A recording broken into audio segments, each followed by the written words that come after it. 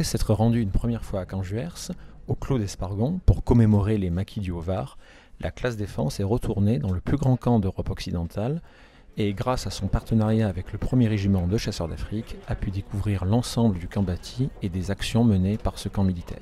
Dans les parachutistes, après j'étais dans l'infanterie. Actuellement je suis chef de section BBCI, donc je vous montre le véhicule après. Et sinon ma principale spécialité, c'est que je suis instructeur missile, donc sur tout ce qui est missile.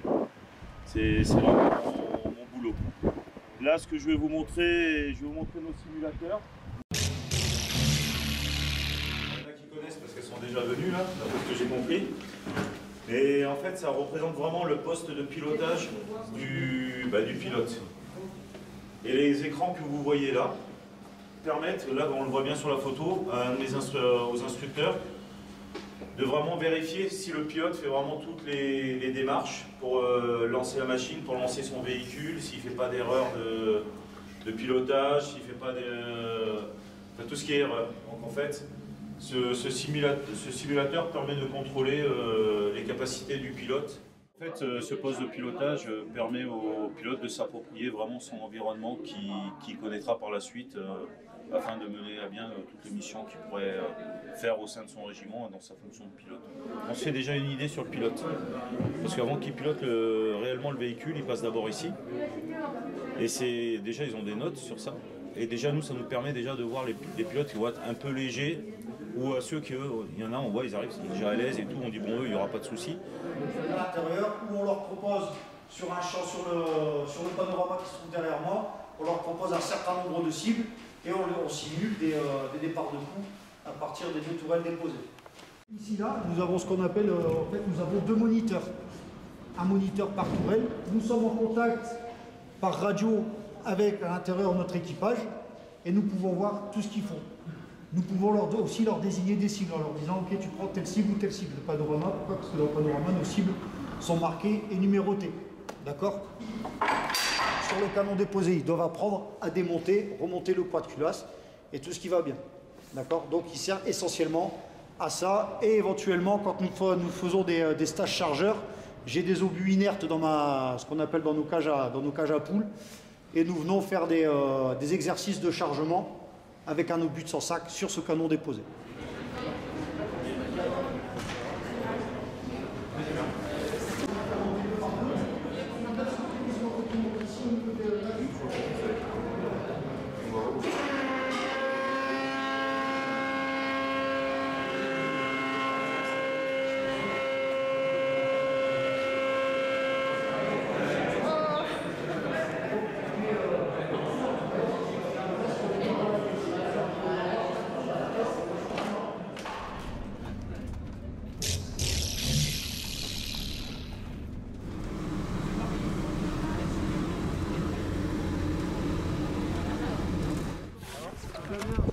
Donc là, c'est ceux que vous verrez cet après-midi. Les VBCI, on les verra cet après-midi. Voilà. Oui. Alors, cet engin s'appelle un AMX-10 RC. Et du coup, là, par exemple, pour faire s'il y a des ennemis qui tirent dessus, pour faire péter ça, il faut voir ce qu'ils sont en effet. Prends par exemple moi le VBCI qu'on va voir tout à l'heure, tu as le 29 tonnes ou le 32 tonnes. Ah oui. Ouais, c'est ce qu'on a vu en peu. C'est un pas lourd, quoi. Elle fait marcher des autour. Sur le camp, on est plusieurs entités. Vous avez du génie, vous avez les artilleurs. Enfin, les deux régiments principaux, on va dire, sont le 1er RCA et le 3e Rama. Après, on a plusieurs détachements du génie. On a le service à essence, le 4e Airmat, comme je vous ai dit. Et aussi, on a tout ce qui est SIMU, c'est-à-dire pour les munitions. On a aussi un détachement de maître chien. Après avoir visité les simulateurs, le moment est venu de voir de plus près ces magnifiques engins blindés et de monter à bord. Mais place au ravitaillement en premier, car les estomacs de nos élèves commencent à crier famine.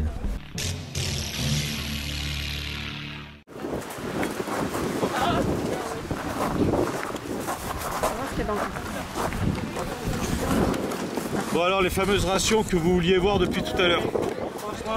Un soldat part avec, là il a de quoi tenir 24 heures. Il existe plusieurs menus. On a avec du porc, on a avec sans porc pour les gens qui ne mangent pas de porc. Les menus sont divers et variés. À l'intérieur, en général, qu'est-ce qu'on retrouve? On va retrouver 2 plats à réchauffer. Ou il y en a certains, c'est une salade. On retrouvera de quoi déjeuner, donc le chocolat chaud, de quoi faire un chocolat chaud, un petit truc de lait, une dosette de chocolat en poudre, du café, vous avez du sucre, du sel, du poivre. Par exemple, celle-ci, c'est porc lentilles, rougail saucisse. Vous avez une crème dessert au chocolat. En général, c'est du Gabon. Voilà. Vous avez des étuis de biscuits, donc salé, sucré.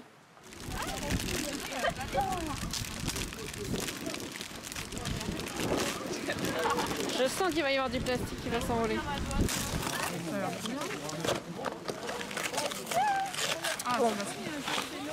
Je galère un peu.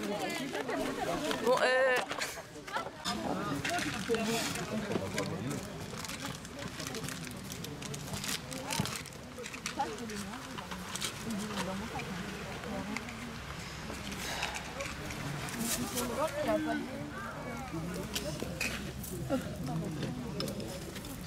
ouais, j'ai peur.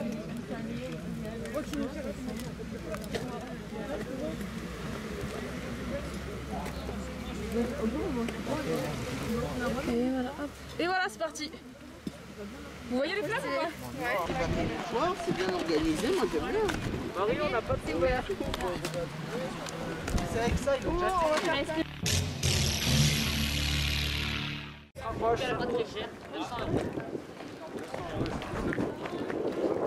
Ok, bonjour à tous, donc on va à Santa. Je suis aide-moniteur au 4e escadron au bâtiment où vous avez vu. Donc on forme des gens sur un pilote et un tireur Leclerc. Le char, il a besoin d'un équipage de 3 personnes, un chef de char, formation d'à peu près d'1 an, il faut déjà être sergent. Un tireur, formation d'1 mois, et un pilote, formation de 1 mois aussi. Toutes ces formations, elles se font chez nous, à part le chef de char. La dimension, il fait 10,60 m, largeur 3,60 m et une hauteur de 3,8 m. Son poids en masse en ordre de combat, c'est-à-dire quand il est chargé pour aller faire la guerre, avec tous les obus pleins, 22 obus en chargement, il fait 54 tonnes. Voilà.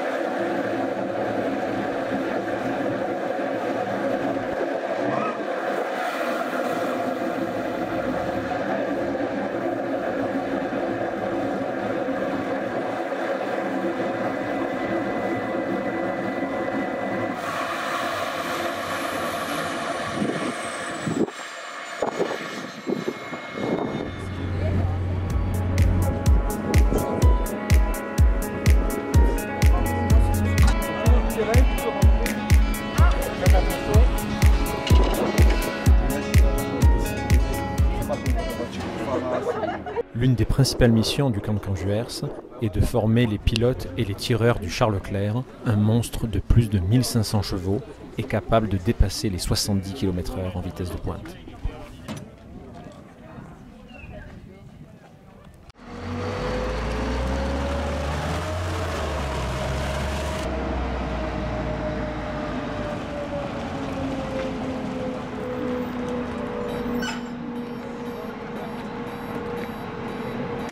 Donc, le BBCI, là les personnels que vous voyez sont les personnels de ma section, car je suis moi-même chef de section dessus, sur ces véhicules-là.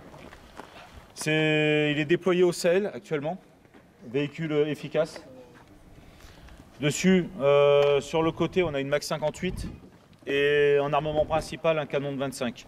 Donc là, le caporal Awayette qui est présent là, a ouvert la trappe arrière.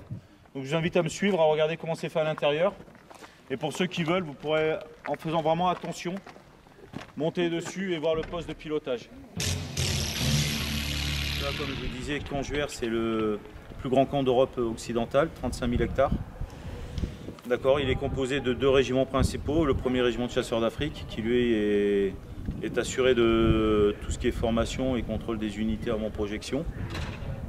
Et il assure aussi il est composé aussi du 3e RAMA, 3e régiment d'artillerie de marine, qui est un régiment des forces. Aujourd'hui, ce matin, nous avons pu voir dans un premier temps sur le site Pégros tout ce qui est site de simulation. Donc vous avez pu voir les simulateurs VBCI au CIEP. Vous avez pu voir aussi ceux des 10 RC. Ensuite, nous avons été voir quelques véhicules. Je vous ai amené en ZPR, qui est la zone de perception de réintégration. Donc il en existe 2 en France, celle de Champagne, qui se trouve à Montmelon-le-Grand, et le PE Provence, comme on dit là, qui se trouve ici sur le site de Caen-Juers. Ensuite, je vous ai pu vous faire découvrir les rations, que beaucoup ont appréciées apparemment. Hein. Donc voilà, vous avez pu voir ce que nous mangeons quand nous sommes en opération, quand nous sommes sur le terrain, tout ça. Et cet après-midi, nous avons débuté par une démonstration de matériel. Vous avez pu voir le char Leclerc. Hein, donc vous avez pu voir un très bel engin. Voilà. Ensuite, nous sommes venus sur le site de Rangis, là où nous sommes actuellement. Et là, vous avez pu découvrir, comme on voit derrière moi, nous avons le VBCI, qui est un véhicule purement infanterie, le VHM à côté. Et là, les élèves sont sur le Griffon, le nouveau véhicule de l'armée de terre, qui fait partie du programme Scorpion. Ensuite, nous irons voir le groupement Cynophile, qui est aussi intéressant à voir. Je pense qu'à la fin de cette journée, vous aurez découvert beaucoup de choses, découvert un site magnifique sur lequel nous travaillons. Parce que bon, il faut dire ce qui est, on est sur un site vraiment magnifique et j'espère avoir parmi toutes ces présentations créé de futures vocations dans les plus jeunes. Alors tout d'abord, effectivement, toutes les mairies en France ont des correspondants défense. Ce sont eux qui sont en charge finalement de faire un lien entre le monde militaire et le monde civil. Et j'ai la chance aujourd'hui de vous accompagner, donc classe défense du collège Marie-Moron à Fayence, sur ce magnifique site de Caen-Juers, où nous pouvons découvrir, on en a quelques exemples derrière nous, quelques matériels de l'armée de terre. On a la chance d'habiter à quelques kilomètres de ce site, donc c'est une expérience, je pense, unique pour vous, de découvrir les différents métiers qui sont au sein des armées. C'est une journée qui est très intéressante, on voit tout le matériel que l'État a donné à l'armée. C'est quelque chose de gigantesque. Ce sont des véhicules, des objets qui valent des milliers d'euros. Et voir ça de nos propres yeux, comme on voit à la télé, c'est pas pareil et c'est vraiment un rêve d'enfant, quoi. Donc je vais vous parler vite fait de toutes les différentes missions. Il y a 3 grandes missions dans l'armée de terre avec la partie cynotechnique. Vous avez dans un premier temps le régiment d'infanterie cynotechnique ASWIP, le 132e RIC, ASWIP qui eux, c'est un régiment complet de maîtres de chiens, ils sont 450 maîtres de chiens, que de ça. Et leur travail à eux c'est quoi? C'est de dresser les chiens pour les missions extérieures, c'est-à-dire qu'ils vont en Afghanistan, ils sont allés en Afghanistan, actuellement Mali, plus toutes les missions un petit peu tendues pour l'armée française. D'accord? Donc dans tous ces territoires-là, vous avez des maîtres de chiens. Leur spécialité, il y a de l'intervention, comme nous on peut faire, mais aussi des chiens d'explosifs et des chiens de recherche armement. Chiens stup, on n'en parlera pas parce que c'est encore autre chose. Mais ils ont cette capacité-là. Donc ça, c'est un régiment qui fait essentiellement ce genre de truc. Ensuite, vous avez la partie instruction. Donc tous nos maîtres de chiens vont forcément se former dans un centre de formation pour les cynotechniciens. Alors le mordant, c'est ce que vous allez voir juste après. Le mordant, c'est quoi? Pour eux, c'est un jeu. C'est comme la chasse pour le chien de chasse, c'est comme courir pour le chien de traîneau. L'intervention d'un individu, pour eux, c'est vraiment un jeu, c'est pas de l'agressivité. D'accord?